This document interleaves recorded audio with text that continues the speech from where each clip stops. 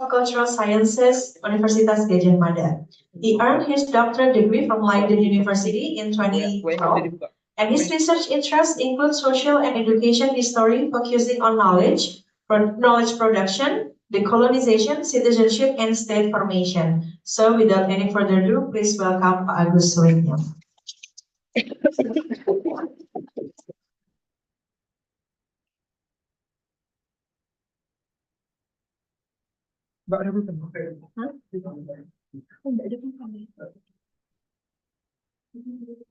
Okay. Yes. Okay.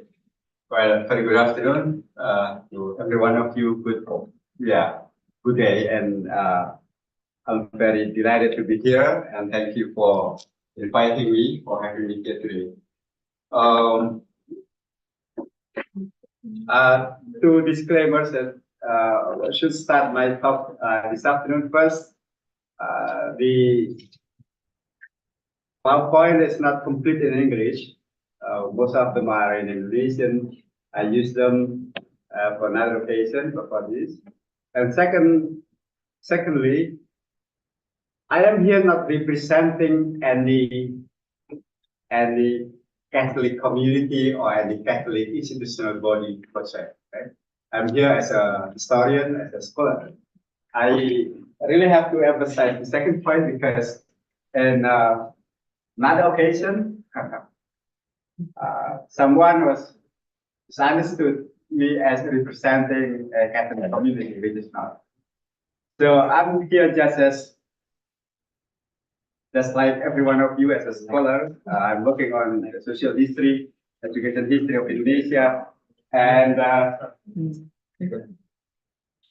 this research has been going on for the second year now. I started it last year by the funding of Faculty of Cultural Sciences,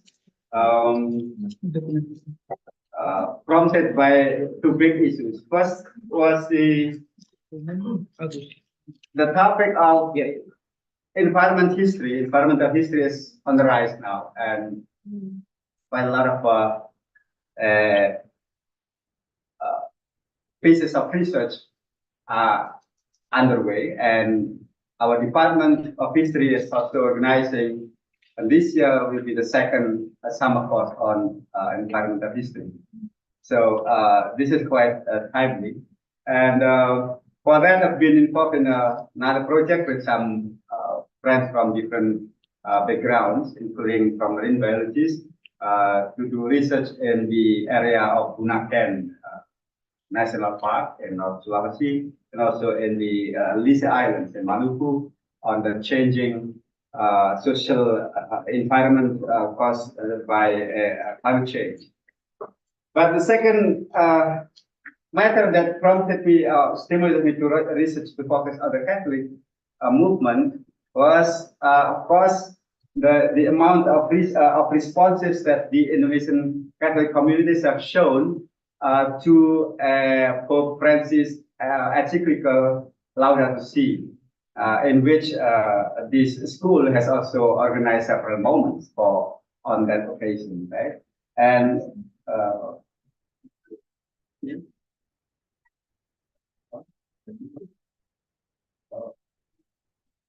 how to move it up to let me start with this fact, right? Over the past 120 years, more than a century, the Catholic Church globally, the Universal Catholic Church, has issued no less than 110 documents on the environment. The very first document would be noted as the so-called Rerum Novarum. Yeah. It was issued in the year 1890 or something. The Rerum Novarum document dealt with the social environment, changing the social changes in relations to the industrial revolution, the landscape of European, especially European society. And then the church started to talk about social injustice and so on, but then reflections in the next years would lead to environment in the general context, right? And these documents actually are focusing on different aspects, right?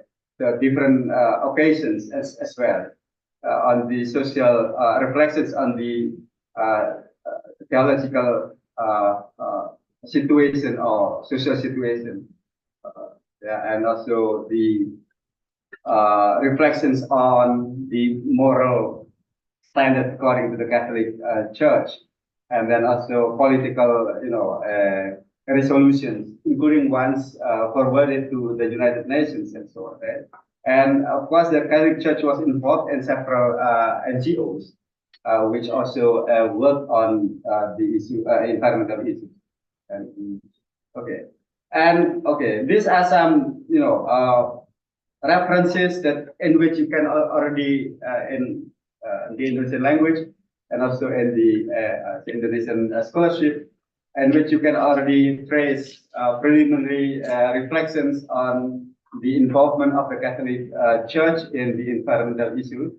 And I believe you know one of the authors here, Pak Bono Wiratmo, very well known with the contextual theology. And the one on the right is critical. It was issued in 1992, something. The integrity of the creation. And this is, of course, this document is published by the Indonesian Conference of Bishops, the KWI,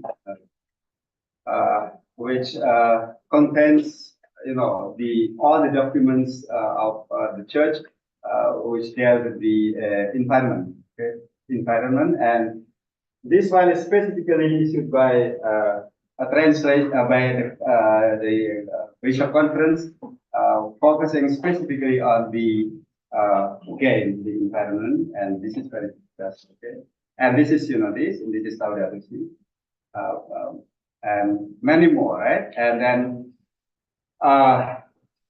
these magazines also have quite a lot of special focuses on the environment, but all of them are published quite recently. So many of these magazines had some, focuses on the environment after the Laudato Si encyclical.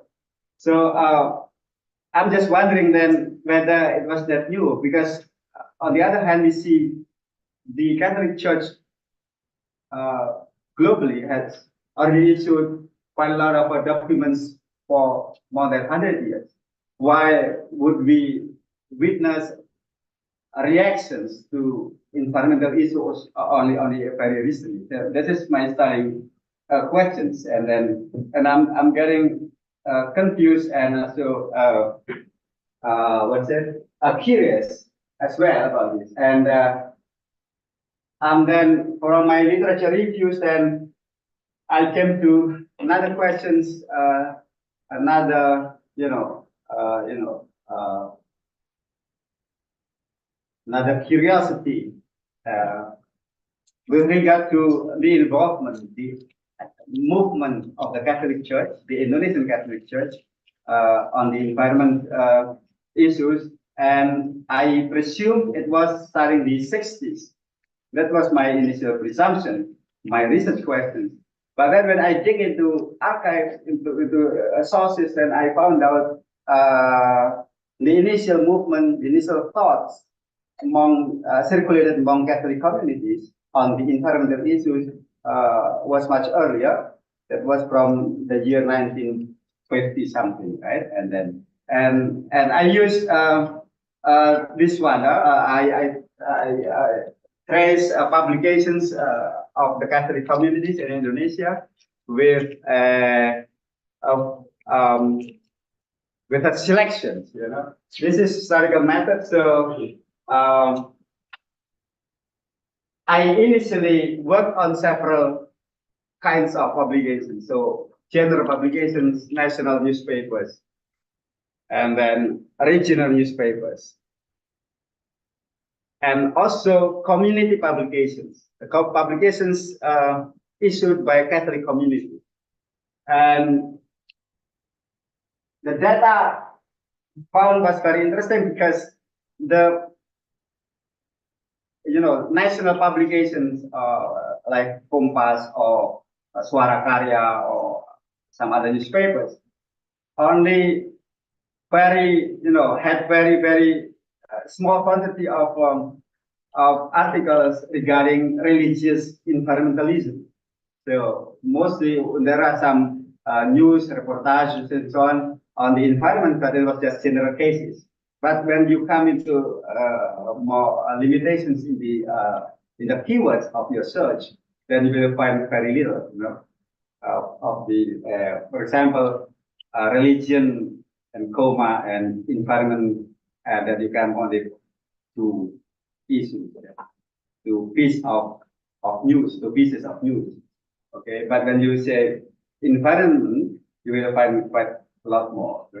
And this is what I work. And then I decided then to focus on community publications, that is community magazines, that is Majalah Hidup, and Rohani and Basis and Praba. There is another one that is the Kita Sang Surya, but Kita Sang Surya is quite new, right? It was first published in the year 2001 or 2002.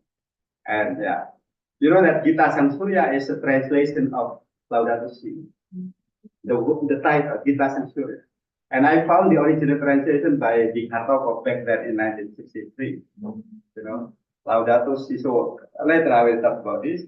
That Kita Sang Surya, Laudato Si is not new to Indonesian Catholics, because the translation has been circulated since then, since 1960. Yeah. So this magazine is not included because this is quite new, right? But Rohani is quite old, and then I limited my search from the period under study. That's the 50s and the late 90s, right? And I have a reason for that. Right? So Basis was the oldest among the four because it was first published in 1953 by the Jesuits, and then we go to Paulos Ignatius or to the office of Basis magazine. You can still find all the series of publications since the first one. Right? And Basis has contributed much in the socio-political dynamics of the country, including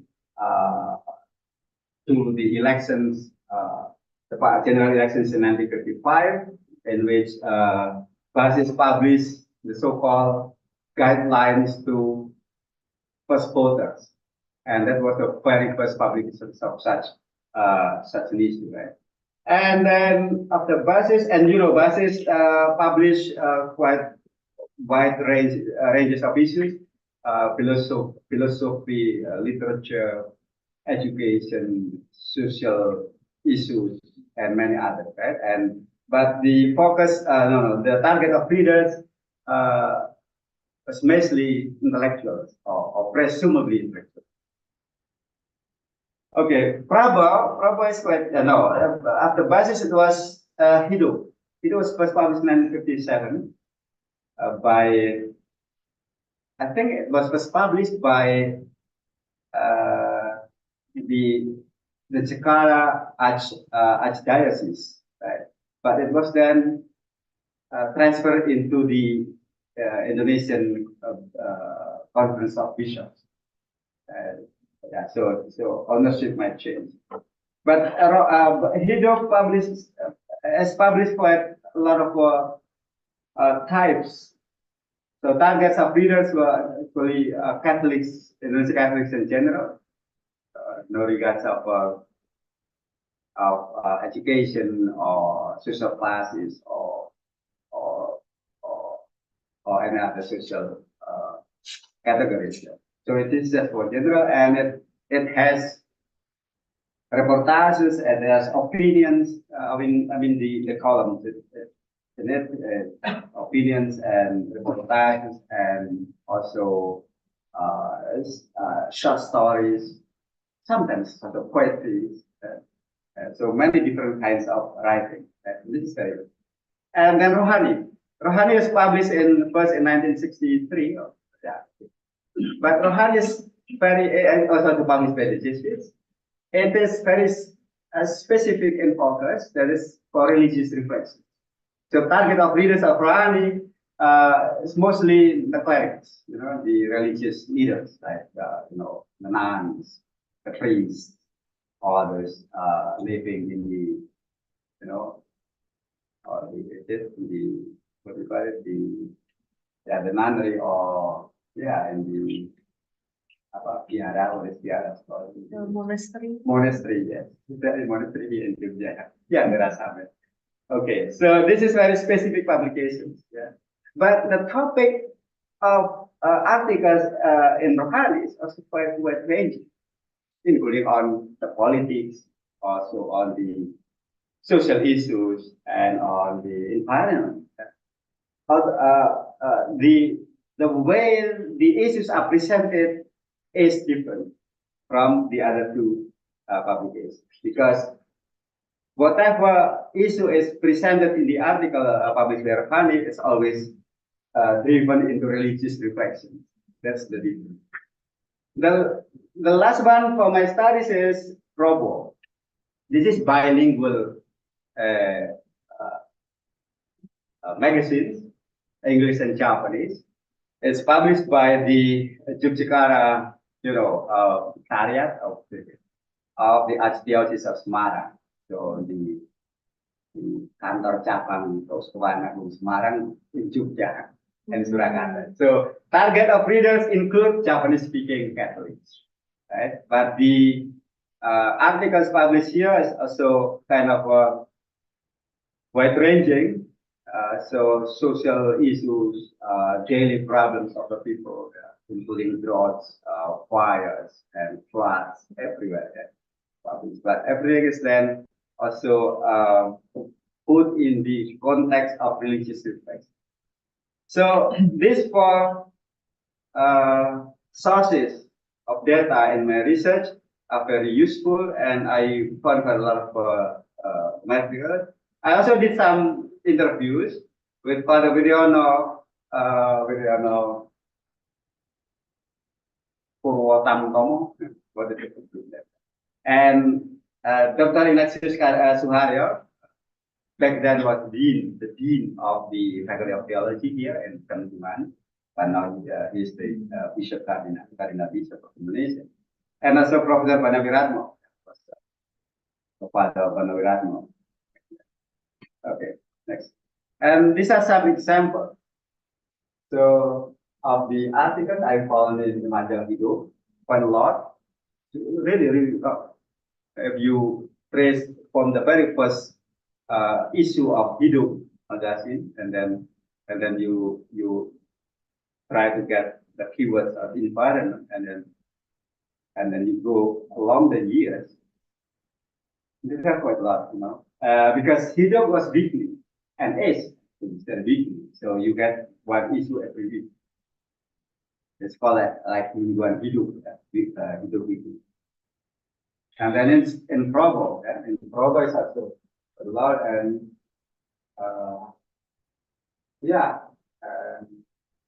kekeringan and ketanusan, reboisasi tanah kritis menuju kekeringan. This is all the title of the article, and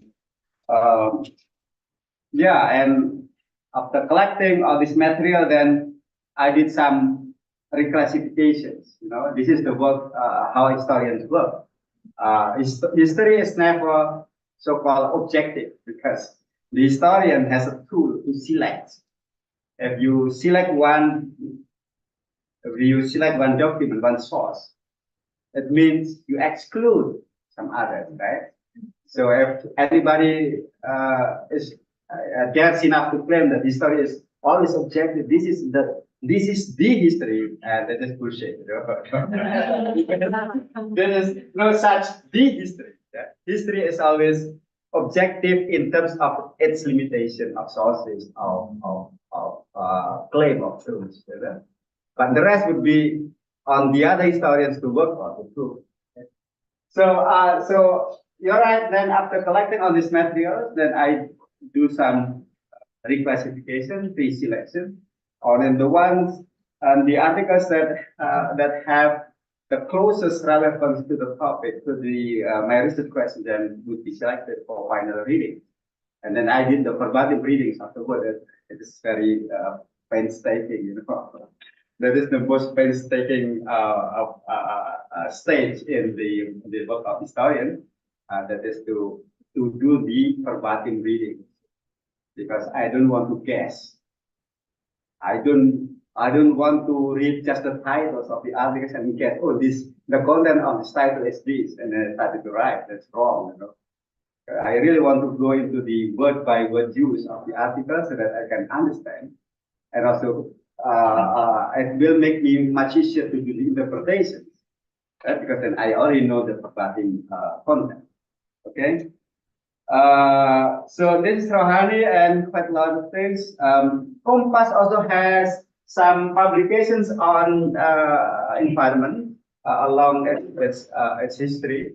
But when you come again to the two keywords combined together, the religious or Catholic environment, lingkungan and koma dan Katolik, lingkungan and koma and gereja, then you come only very small number of articles.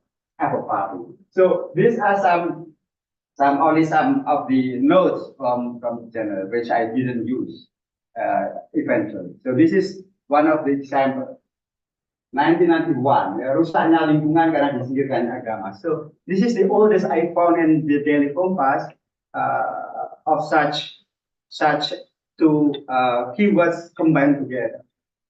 So the news in Compass, news on environment in Compass maybe is much older. Maybe starting 1980s, you will already find some publications on the environmental problems published by Compass. But when you combine religion and environment, you will find the oldest of such issue raised by Compass was only in 1991, and this is very good too, because look, Hidup and Basis, they have started, to pay attention to environmental problems starting the 1950s.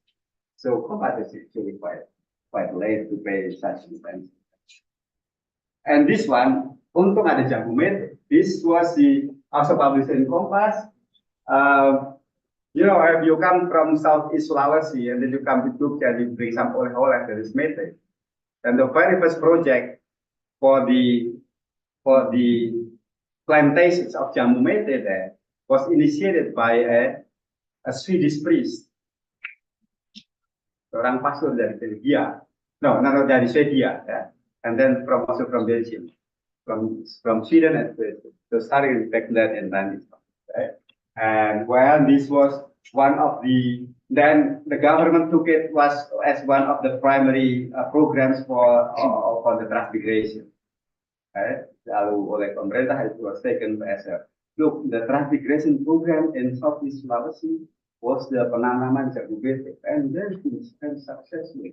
All this Japanese coming from Banyuwangi, they send for a lot of money, they export the jagung bete to Surabaya. Right? And then okay, and this was published in Compass. Very interesting. Well, you know them. This man from the Banana. I did interview, and this one Professor Veriano. Father Veriano, he's now seated in Ungaran and in Java. But back then, in the 90s, Father Veriano was one of the signatory of the so-called Deklarasi Ganjuran. And you know him, of course, Dr. Suharyo, then was the dean once again of the Faculty of Theology in 1990 something. I did interview in his residence in Chicago. Okay, so in general, my findings would be classified into several parts according to historical perspective. The first one is what I call the emerging point. This part was voices of the Catholic communities in general. So no matter the the positions of in the church hierarchy. So quite a lot of writings, and this is very interesting as well because and maybe also problematic because to claim such a voice belongs to Catholic identity is quite problematic. So the first one, emerging voices, actually the voices of anybody, anyone who was concerned about environmental issues. Only that these people wrote and published their articles in the Catholic community magazines. So the category of Catholic voices is very limited only to the fact that the outlet of publications belong to Catholic, let's say, institutions. Right? And this is also interesting that not all the authors were Catholic, because I found an article published by Basis 1976, authored by somebody named Basit Wahid, Kiai Basit Wahid. And the article was originally Kiai Wahid's keynote speech in the occasions of the 37th anniversary of Universitas Islam Indonesia. It ended up in Basis, published by Basis. Very interesting, much more interesting and surprising for me as a historian, that back in 1976, Kiai Wahid has talked about energy crisis and the threats that human beings would face because of energy crisis. And he suggested for alternatives for energy sources, including the solar energy, the bioenergy coming out from on waste or garbage, the potentialities of recycled garbage to produce energy. So very, very interesting, very visionary thought. And so emerging voices would refer not necessarily to Catholic thoughts, Catholic identity, because quite a lot of articles were written not by Catholic members of Catholic Church, the members of Catholic Church, at least as known from the names, the affiliations of authors, right? And these writing by Kiai Basit Wahid was one of these. And this is very interesting. So, and in this first category, then you can still see the different styles of the writing. First one was news reportage and opinion. Yeah. Opinion, news about floods, yeah, and fictional stories. There is an article entitled Rapat Burung, the meeting of birds. And this is a fable, right? The birds is kind of ngerasani manusia, They talk about human beings. Look, human beings like to poison themselves because they put pesticide in the tomatoes or the vegetables. So we don't understand. I don't understand why human beings like to eat something bitter because of the pesticide, and so on. And then critical analysis, yeah, of course, with some let's say analysis or rather scholarly analysis of the style of language. And the news initially started not necessarily with the Indonesian case, but with global case. For example, Basis first published news about floods, yeah, that happened in Costa Rica, in India, in Pakistan. And initially, Basis classified flood as natural disaster. But then, along the years, it was first in 1952 or something that the article about floods in India appeared in that. But then, in the later years, there was another article saying that flood is not a natural disaster. This is a disaster made by human beings because they cut the forest, they doing the deforestation. And this is not bukan bencana alam. Banjir bukan bencana alam, but this is something human made, disaster. This is very interesting how the switch into perspective took, and basis critically provides such a column on that. The second part is the institutional movement. So only then publications in this magazine started to bring the Catholic identity in a more, in a more explicit way, right? For example, Bishop Bun Bun from Pontianak on the Christmas Eve back in 1979 or something, talk about the extinction of Kalimantan forest. Deforestation happens very massively during the time, according to the news. And Bishop Bun Bun back then, spoke about this deforestation in Kalimantan on the occasions of the Christmas Eve mass, in Pontianak, and started to that. And then again, another Bishop Bishop Pujara Harjo, and from where also in Kalimantan, had to go to several villages that suffered from heavy smokes from the forest fire, also in Kalimantan. And Bishop Pujara Harjo with all his team distributed, masks to the people in the village and so on. So many other cases. I read a series of reportages in Majalah Hidup, very in quite a lot of volumes.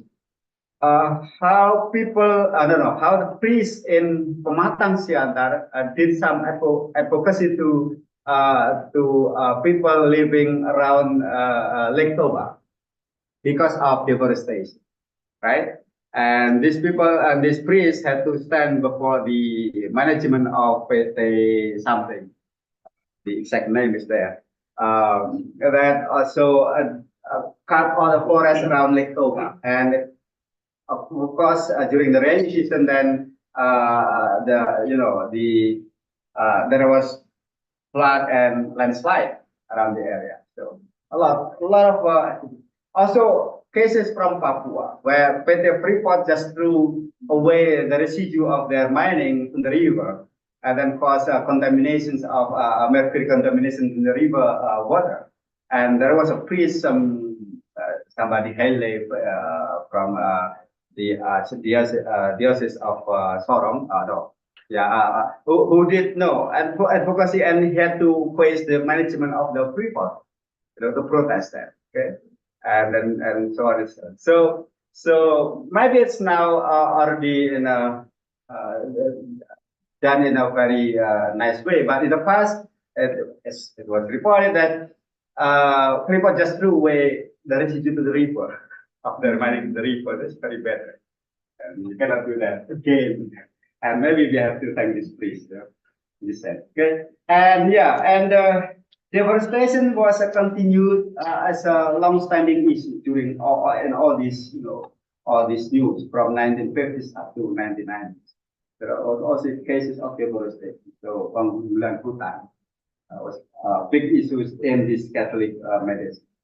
And then activism. So, from concern to activism, that is, what I call activism here is just like the cases I just told you, but also cases of the so-called resisting the Green Revolution. And the three people I interviewed told me about how the so-called Deklarasi Ganjuran was made. Deklarasi Ganjuran was recommendations coming out from the AISA conference, the Asian Institute for Social Research, Social Change.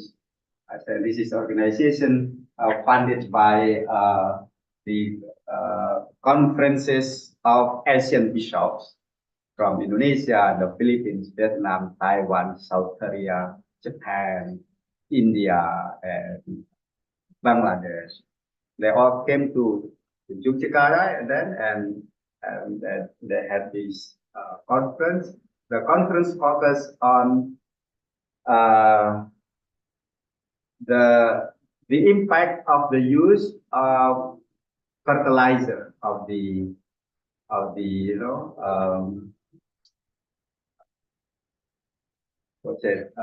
industrial fertilizer. What do you call it?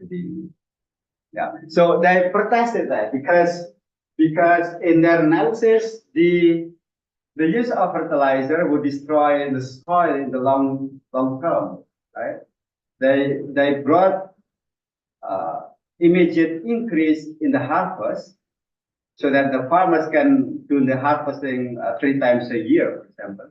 But then these big results of harvest could only be enjoyed for the first 2 years. Starting the 3rd year, then the harvest would decrease, while on the other hand, the soil would need much more fertilizer, and you have to buy the fertilizer from the industry. So it then created dependency on the farmers, and this conference was against that practice. And they strongly recommended the return to the so-called organic fertilizer, right?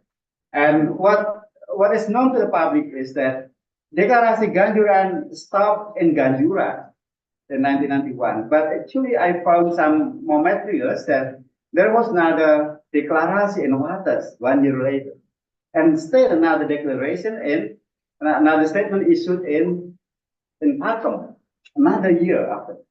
The one in Pakem was published very in wide scale of the magazines, because the conference in Pakem took place at the same time when in California in the US there was a demonstrations by local farmers also against this green revolution. So then these journalists of Hidup and of Praba proudly compare this Pakem meeting with the event in California. Look, from California to Pakem, our farmers are protesting against the green revolution. So this is global threat, and this is new colonialism, and that is the state. So this institutional movement is the one that explicitly take Catholic brand in their movement, in their statement. So on this part, so this is already. And the third part of it is, of course, the theological reflection. So in this part, then I rely quite a lot on the publications by Rohani, because then it's contains quite a lot of theological reflections. And also there I found this original translation of Laudato Si by Dick Hartog. Dick Hartog already translated the Laudato Si into Indonesian. The title is not Terpujilah Engkau anymore, but Dasam Surya. Quite different, eh? Well, the most recent Indonesian translation of Laudato Si Terpujilah Engkau, right? But Dick Hartog translated into Kita Sang Surya, which is then became the title of a magazine, right? The name of a magazine. That it was Kita Sang Surya. So also the call for this environmental education to be made the Catholic catechesis. Catechesis is the religious teaching when you are going to you are growing up in a Catholic family in a Catholic faith. Then this is the teaching of Catholic faith. This is called catechesis. And then this is called that that environmental education be made Catholic catechesis part of it. So again, this is quite something to me also surprising because the fact that Laudato Si has been circulated and also used as a reflection, basis of reflections among Indonesian Catholics since 1960s showed me, well, quite something quite, surprising because I also said this to Karina Aswari about it. Father Cardinal, as long as I know, the Catholic Church is quite top down in many respects. Roma locuta or sapidita. Once Roma says something, then everything has to be, concluded. No one can speak anymore. But in this sense, I say that this is quite bottom up. Because long before the Laudato Si, Pope Francis made Laudato Si as encyclical and call for the universal movement on the protections of environment or the integrity of creations. Look, there have been cases in local churches, including in Indonesia, that Laudato Si has been the source of reflection. Even I found quite a lot of methods. And also when you see in Latin America, then you could already see some, some cases that Laudato Si has been there, used among communities for reflections, for environmental movement as well. Yeah. I found a study by, I forgot the name, but again, this is study among the banana farmers in Costa Rica. And then the farmers had to, give away their lands because of there was a big investor on the banana industry, so they could not have their own land anymore. And the local priest also did some advocacy, helped them, these farmers, to face, the push of the investors, and the priest also used Laudato Si for the protections of the environment. So this is quite new. So to me, it's also very surprising, and I would then believe that, well, maybe then eventually it took, it took us maybe 3 decades before the Vatican would really, listen to its own members in different parts of the world. Okay, so I should end this talk by saying some points of conclusions. This is preliminary studies, and I really need little more time to to focus on the findings. And this is also not to claim that everyone claimed to be Catholic movement would be necessarily Catholic in identity, but this is more maybe some kind of reflecting in the Catholicism in more general and loose nature, and then and if you see from the abstract, then we may say that, well, the Indonesian Church has become more Indonesianized, more localized by dealing with these kinds of issues at the local level. The decolonizations of the Indonesian Church happened quite slowly, because even when the colonial government has stopped down, has been replaced by the Indonesian government, then there was quite a lot of there was still very strong European administrations with regard to the church governance. The church governance would only be transferred completely or fully to the Indonesian later in the year 1980s. And so, but from this case of environmental movement, then we may say that there was early steps of Indonesianization of the Catholic Church, in the forms of explorations and discourses on local problems. Then in this case, the local problems were mostly well, altogether environment and also environmental issues. So that's it from me, and thank you very much for your attention. Yes. Okay, this almost bagus. Now, next for 3 questions. Okay, okay, 1, 2. Okay, do that. Thank you, Aziza. I'm interested in environmental issues. You mentioned how the declaration, the Deklarasi Pakem, the declaration called in Pakem was published and then somehow got connected to the Californian farmer protest.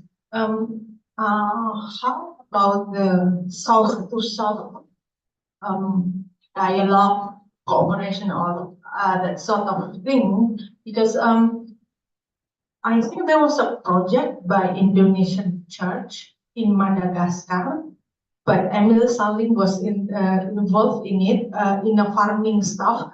I am sorry I cannot give you more details because I was just reading it like 10 years ago in a very sekilas, sangat sekilas gitu tuh, because I'm interested in Emil Salim, and that makes me wonder like beside the ASEAN conference, because the ASEAN conference of bishops, that's Asia, but like if you go like America Latin to Asia and then to Africa, because Madagascar is in Africa, right? So maybe this is it. If you haven't done the preliminary more, maybe this is an idea, but if you have done, could you tell us about the exchanging of ideas within global South Catholic? I don't know what, saya tidak tahu istilah yang tepat untuk terima kasih.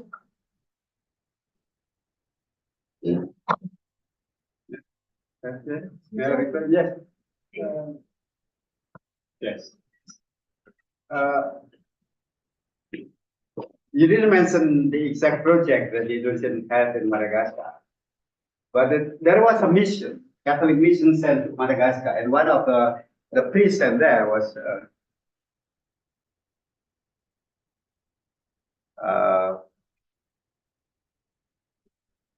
an Indonesian priest from the Sacred Heart of Jesus order. He used to work as psychologist here in Indonesia. He died during the COVID and was buried there. He's been spent years. But as long as I know, this mission was just Catholic missions.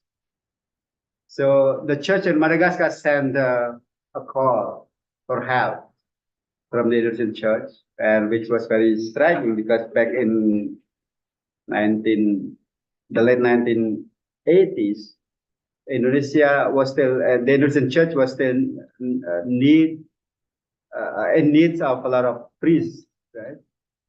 But you're right, there was a Catholic mission, Indonesian Catholic mission in our missionary in Madagascar, and it's still there. There is still, and it's even expanding now, because a friend of mine from high school is now working in Argentina, the original country of the Pope, well known very much for its Catholicism, but it's in dire need of foreign missionaries. And a friend of mine has been living there for 3 years by now, more than 3 years, and another one has been going in. Also, another place sent to Suriname, in Central America.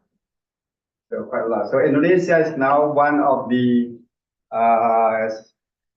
maybe 10 biggest exporters of missionaries abroad. You can believe it, right? Can't believe it. Okay, quite a lot of. But the one in Madagascar, as long as I know, was the opening of new offices of Catholic order, and some people were sent there, not only from Indonesia at the time, also several from the United States. Your ideas of South to South church collaborations is very interesting. And some people who got involved in this environmental movement in Indonesia got influence from Latin America by the way that they studied together in Rome back then, or in the Philippines, and they got encountered with some Latin American ideas of liberation theology, right? So that is what I can say. But your idea of South to South is very interesting. The other day I had a discussions with a professor from anthropology who also raised quite something. This is not only about bottom-up style and the Vatican management of local churches. It might be also a horizontal, relations between churches. So we are not churches from different blocks, So we are not talking about, in this case, we are not talking about the up and the top and down, the bottom and up of the hierarchical relations, as just like what we used to see the Catholic Church, which we like. But this is about political ideology, economic ideology. This is about the North and the South. So I don't think environmental movement would be quite a concern in the churches in the Northern Hemisphere, except for Germany. So as a continuation of this topic, then I am planning to work with a friend from München to make some, comparison between Catholic environmentalism in Germany and in Indonesia. So for that. But let's see. But in Germany, the parts of the country that that is very well known for environmental movement was mostly the one that is not Catholic anymore, any longer. I mean, they have become Protestant or become maybe what's it?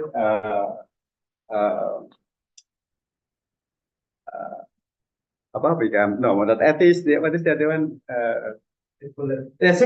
Secularized. Yeah, secularized. This involves the areas of the wealthiest areas of Germany, and the wealthiest areas of Germany, the most industrialized areas of Germany are the ones which is very secularized.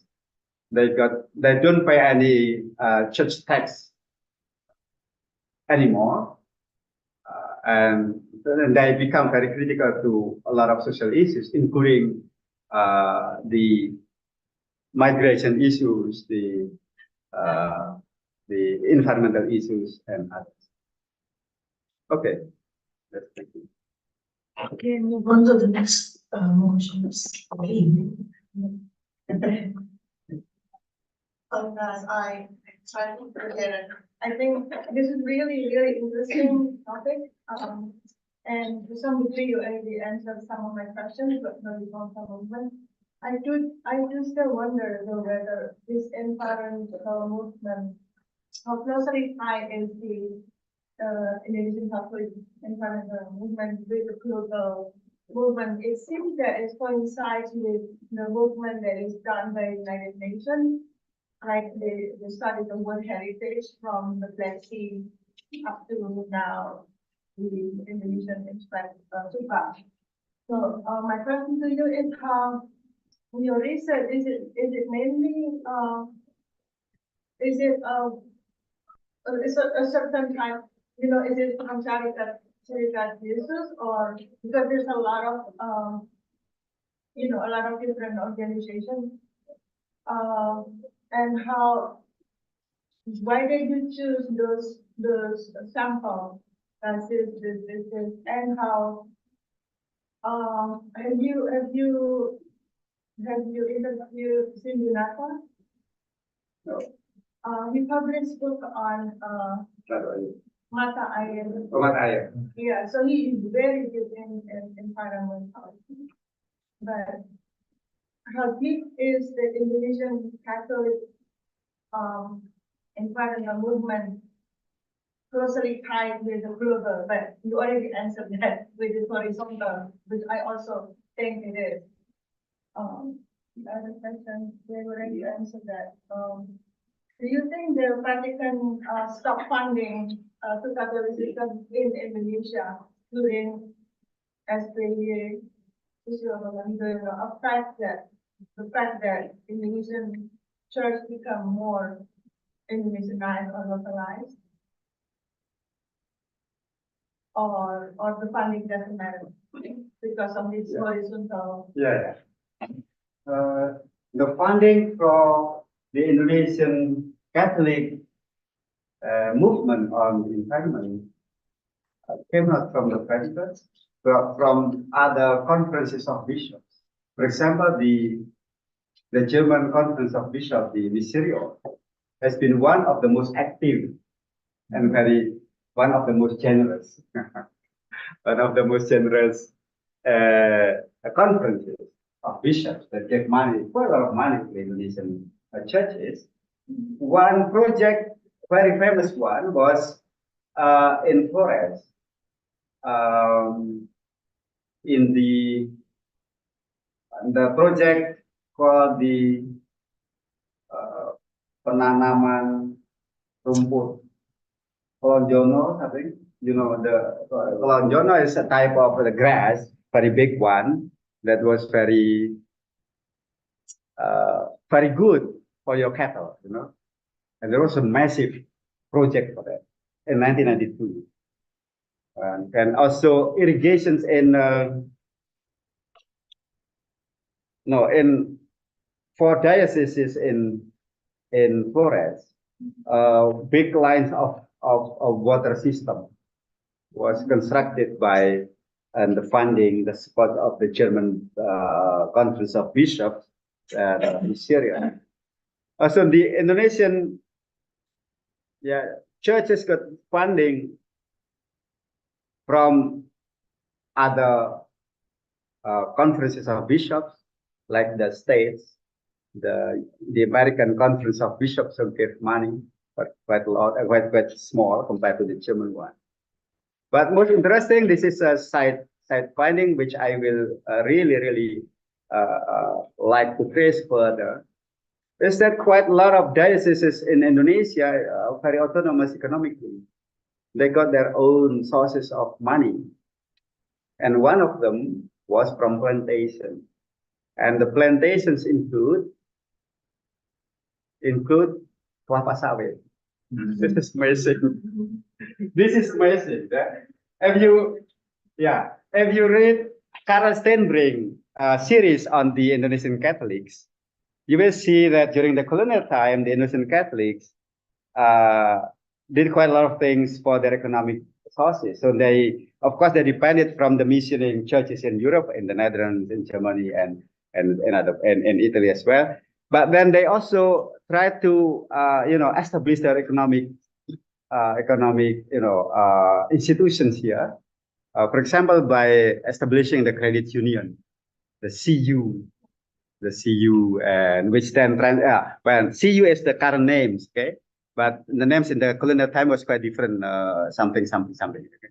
But so Steenbrink provides already some hints on this economic, sources of the economic of the Catholic missions. The plantations, including coffee plantations, sugar plantations, and this palm oil plantation, which is now in very interesting position. You know, where the European Union has banned products of any kinds of products from the oil palms from Indonesia and Malaysia, right? Since 2016, right? The primary reason is that palm oil, kelapa sawit, has destroyed the environment because it costs the drainage of the soil and so on. It consumes quite a lot of water and so on. And what has the Indonesian government done for it? Minister Luhut and his team back in 2018 went to the Vatican to talk to the chairman of the Vatican Institute for Peace and Justice or something, Cardinal something, and then I got a picture that Minister Luhut was accepted in the St. Peter's Square only. Yeah, because it's a hype of Christmas season back in 2018. During this 5 or 10 minutes brief by Minister Luhut, then he was photographed with all this, presentation material, posters material, blah, blah, blah, blah. And not long after, the European Union, have uplifted the ban to the Indonesian product of palm oil, only banning that products coming from the gambut area, pitfall area. So, but this uplift of the ban will only work until 2030. So after that, then Indonesia will face again the full ban from the European Union with regard to this. The question would be, why would Vatican have been so, busy enough to take care of the Indonesian palm oil industry? Because some palm oil plantations in Indonesia are owned or managed by dioceses, by keuskupan, and by some Catholic orders. The Kapusin. Tadi Orde Kapusin itu memiliki cukup katanya banyak plantations. Yeah. But they have very good arguments. Look, we have quite a lot of employees here. We have quite a lot of farmers. Had our products been banned, there is a social problem because these farmers will not get any money anymore. So we are taking care of quite a lot of people. Okay, it's very interesting. See, this is a side finding that I really, but I really want to face more. But these very important people that I did interview with, some of them confirm my finding. So I can be proud of that. How credible is that? How many percentage? That's a very good question. I cannot give you any answer yet because I really need more data. I have to go to Eastern Sumatra to talk to some petinggi of this Kapusin order. I have to talk to Bishop Sutrisna Atmoko in Central Kalimantan and Banjarmasin to talk to them. But there is already some stimulations of ideas. To me, this is very interesting. Look, that because quite a lot of activists say that look, palm oil is destroying our soil. But some of them were I'm a bit skeptical about what? That most of the palm oil. Not most, some of them. Not most, but yeah. But just the flavor are, always the same people that's near the resident. Yeah, that's very interesting. No matter the president is always the same player. Yeah, and that's right. But Cardinal Suharya told me that not long ago, associations of Indonesian palm oil industries came to visit the Indonesian Conference of Bishops. Jadi perwakilan dari Asosiasi Pengusaha Kelapa Sawit itu berkunjung ke KWI. Ngapain coba? Bertobat katanya. Ngapain? Ngapain kan itu? Is this online now? So you should. Are you online? Yeah. So okay, let's give it that. I really need to do more research on that. But this is already stimulating ideas, stimulating findings. And when I got this information for the first time, then I suddenly recalled what Karl Steinbrink has written about how these Catholic missions in the past financed themselves. Of course, everyone was funded by the European missioning churches, but not all, because practically in the principle of the Catholic, hierarchical institutions, the work has to be autonomous. So setiap keuskupan is autonomous by itself. It is bound by sort of common regulations in regards to the canonic law. The hukum kanonik is binding, but in the daily practice, it's very, very autonomous.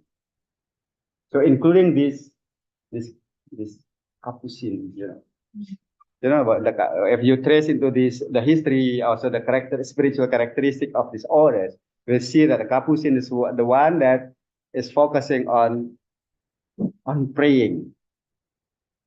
Kerjaannya sebenarnya berdoa. Nah, tapi berdoa kan juga butuh makan. Ya, berdoa juga butuh makan. Bagaimana kalau saya hanya berdoa, makan dari mana? Ya, mereka punya banyak usaha. Ya, in the Temanggung, you got some coffee, roasting house is owned by also Capuchin. Salah satu yang terkena di Temanggung, tempat penggilingan dan penggorengan kopi, itu milik Ordo Capuchin, OCAP, Fransiskan Capuchin. So this is very interesting. So don't see the religious institutions completely religious,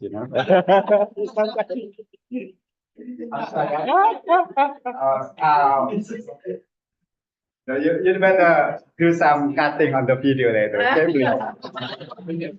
Some censorship, huh?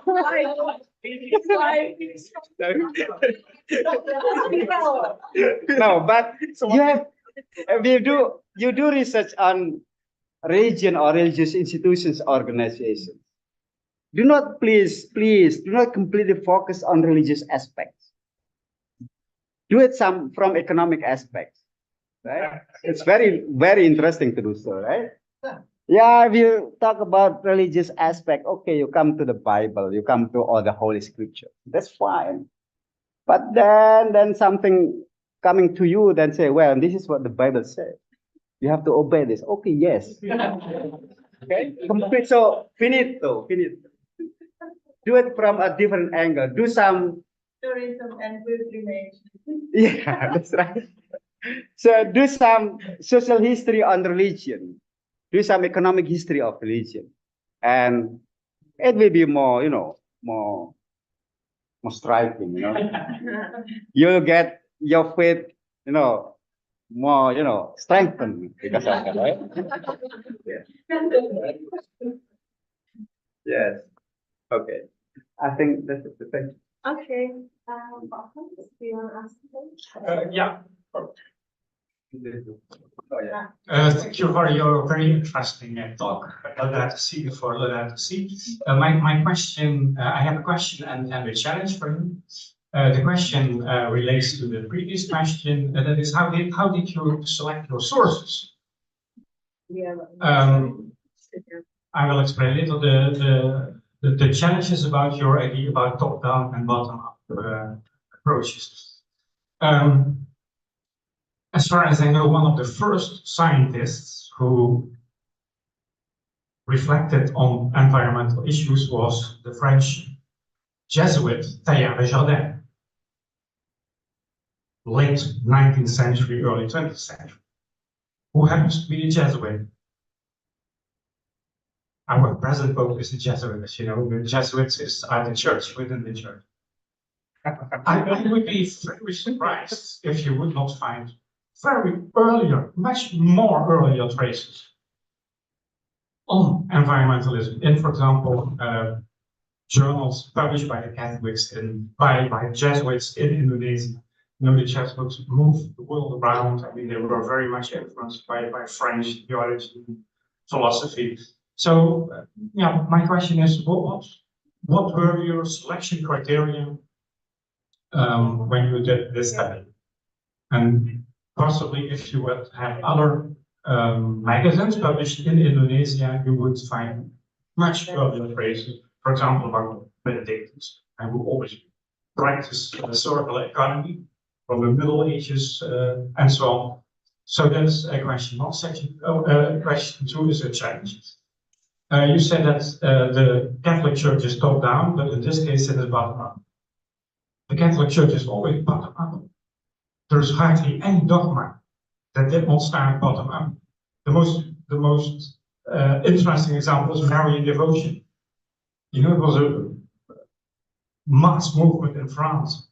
Catholic Church was very embarrassed because it was against Catholic teaching and was price-oriented, not Marian devotion. And then at the end, after many disputes, the Church said, okay, end of the discussion, this is it.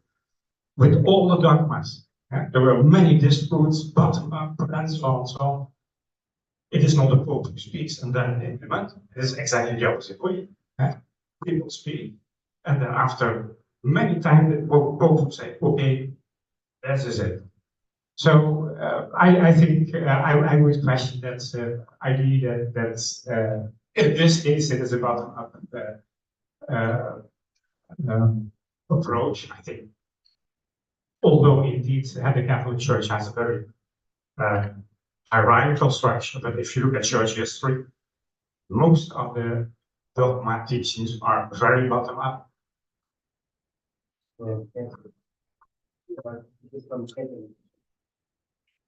This is from a church history perspective. Okay. Selections of sources. So I encountered a problem in historiography because when I put the questions of environmentalism and it involves the Catholic Church, I have to connect it to the Indonesian nation-state building.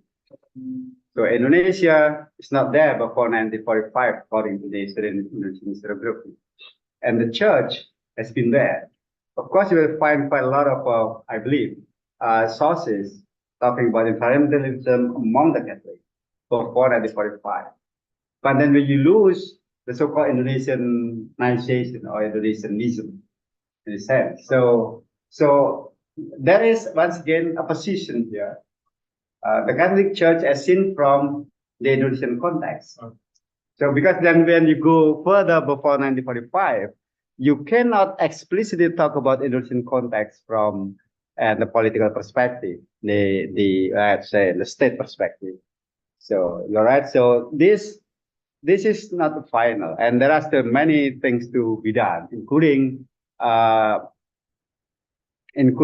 what again Karl Steinbrink has claimed about this economic works of the missionary. And Karl Steinbrink only provides sort of I think about 2 pages of explorations for the about 200 years of the Catholicism in the Nusantara archipelago. So there are still a lot of opportunities to work on this Catholic, economic, the economic, works or institutions of the Catholic Church. So this is kind of starting from a particular level of floor, that is the floor of Indonesian nation-state building. So your starting point was 1945. Yes, yeah. But in 1945, we will find quite a lot of problems in finding sources, written sources. So the very first community publications by Catholic Church was 1951 by Basis. This is the oldest. So of course you can start from the revolution period of the Indonesian history, from 45 to 49 something, when Bishop Sugi Pranoto gave a statement to be 100% Indonesian, 100% member of the church, right? 100% Catholic, 100% Indonesia. And that motto, and that statement is now used as the Indonesian motto, the motto of the Indonesian Catholics or Catholic Church as a basis for Indonesianization. Yeah, but the practice has to be proved, right? Has to be found in the evidence. What is the evidence of this process of to be 100% Indonesian and 100% Catholic? You can, of course, work on the profile of Catholic government figure like E.J. Casimo, Ignatius Joseph Casimo, but that is prototype. What about Catholic in general? So one of the ways to do that is to go through the discourses that were developed among Catholic communities, and again, this is some kind of selections in the indicator that discourses might be consumed by Catholic communities through Catholic community magazines or outlets, publications. Although this is kind of assumptions as well, I don't think many Catholics were able to read, by the time. Maybe they were still illiterate. So who read all these publications of basis, for example, of Hidup back in 1950s or 1960s? Only in the small layer of Catholic educated people. So there are quite a lot of limitations, and I'm quite aware of that. So this is not the history, This is just one piece of the person, but still, from this, I found quite a lot of interesting narratives, and bottom up and top down, I agree. Yeah, are you French, by the way? Are you French? No, I'm not French. Oh. Although my name is Frans, but I'm not French. Oh, okay. Now you reminded me of the history of French Church. Sejarah gereja Prancis itu, that is the most bandel gereja is gereja Prancis. Kalau gereja Jerman itu dugal, bukan bandel tapi dugal. Karena tidak pernah ada dua paus selain di Avignon, Avignon dan di Vatikan, dan itu skisma yang pertama, The second schism is the Protestantism, but then the Catholic Church has to respect that. Next slide. Okay, next question dari YouTube, from YouTube, Pak Agus. Jajan karena yang viral-viral. Okay. So there are two questions. The first one is from Inji Wisang. Mbak Inji, hello. Thank you for your questions. So her question is, since your presentation entitled The Catholic Movement in Environmental Education, the case of Indonesia in 1950s and 1990s, do you have any explanation about the difference between each decade? Where each of the findings? So that's the first question. If you want to answer it first. Yes, that's very interesting question. That's right. There is sort of changes in the focus of these, this concern. The one in the publications in the 50s and the early 60s involve concerns about floods, droughts, and deforestation and animal hunting. This topic of animal hunting was not there anymore in the 70s. That's very interesting. Why?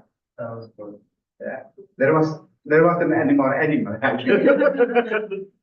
So that's right. Okay, and and then during the 70s, then a lot more issues coming up. The increasing temperature, especially in the big cities, in big cities like Jakarta, started to be a focus of concern. And you can't believe it that you will find an article entitled "Bumi Semakin Panas." This is really climate change topic, right? Right now, I mean, if we see it from today's knowledge, then we might categorize it as climate change topic. But there was in 1970 and the 70s, you can already find such a concern. Bumi semakin panas. Everyone now has to do some, some cooling cooling in the temperature of our houses, especially those living in Jakarta, for example. And the use of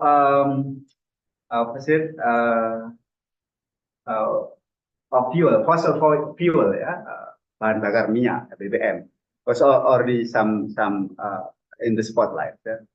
But and this continues to continue to develop, and in the 80s and 90s, a lot more voices, a lot more activisms coming up, with deforestations, the green revolutions, the use of fertilizers, waste, or garbage management in households, or coming up to the topics of discussion. Okay, and the political aspects, let's say, positioning of these movements came up only in the years 90s, in the tahun 90-an mulai there started to be sort of political, activism, direct resistance to government's policies, for example, or to be noted in all these publications in the 1990s. Okay, so there were some changes in the topics, but as I wrote in the abstract, there are also issues that remain to be there along the decades. That is deforestation, and what else? Waste, and some other topics. There are always there. Yeah, these topics are always there. So this is very interesting, and I believe these changes in the issues reflected also the bigger context of the time, right? Also, how discourses were made and presented would reflect the bigger context of the issues that were in the public spotlight of the period. Yes, thank you. Thank you. Okay, thank you for the answer. And the next questions from Pak Subandri Simbolon. So his question is, Catholic movements in some aspects are usually based on the spirituality of orders or organizations of monks and nuns, especially in Indonesia. And some of the orders that strongly underlie the environmental movement are the orders founded by Saint Francis. And in your presentation of documents, such as the basis of the Jesuits, the Kita Sang Surya OFM, are there differences in views or approaches to the environment? I'm just curious about how the idea of Anthropocene emerges in their approach, like such as the Jesuits, where OFM, based on Franciscan spirituality, sees nature as a brother and sister. So I think basically the question is the differences in views or approaches from the data that you already have gathered. I'm afraid I cannot answer that question because you have to go really to the studying of spirituality of this order. Yeah, the Jesuit will go to the Nazis, the Ignatian. What is the spirituality of Jesuit? Of the Jesuit and the Franciscan as well. So I'm quite afraid if I force myself to provide answers to the questions, and I might fall into some misunderstanding. Because I am not a Jesuit, I'm not Franciscan, I'm Agustic, I'm Stolian, I'm sorry. Yeah, but there might be differences. I just put them all together as Catholics, so I do not really differentiate between them. Although Bu Etis mentioned, suggested me to talk to Romo Sindu, whom I know quite well. Yeah, maybe Romo Sindu has his own spirituality in terms of the air, of the water. Right? So, okay, so I'm afraid I cannot answer that question. Thank you. Okay, I hope that it's okay, Pak Subandri Simbolon. Maybe you can come here and discuss directly with us. Okay, so I think that's it for today's Wednesday forum. Please give applause for this very, very amazing discussion. And thank you so much, Father Suti, for coming with us today.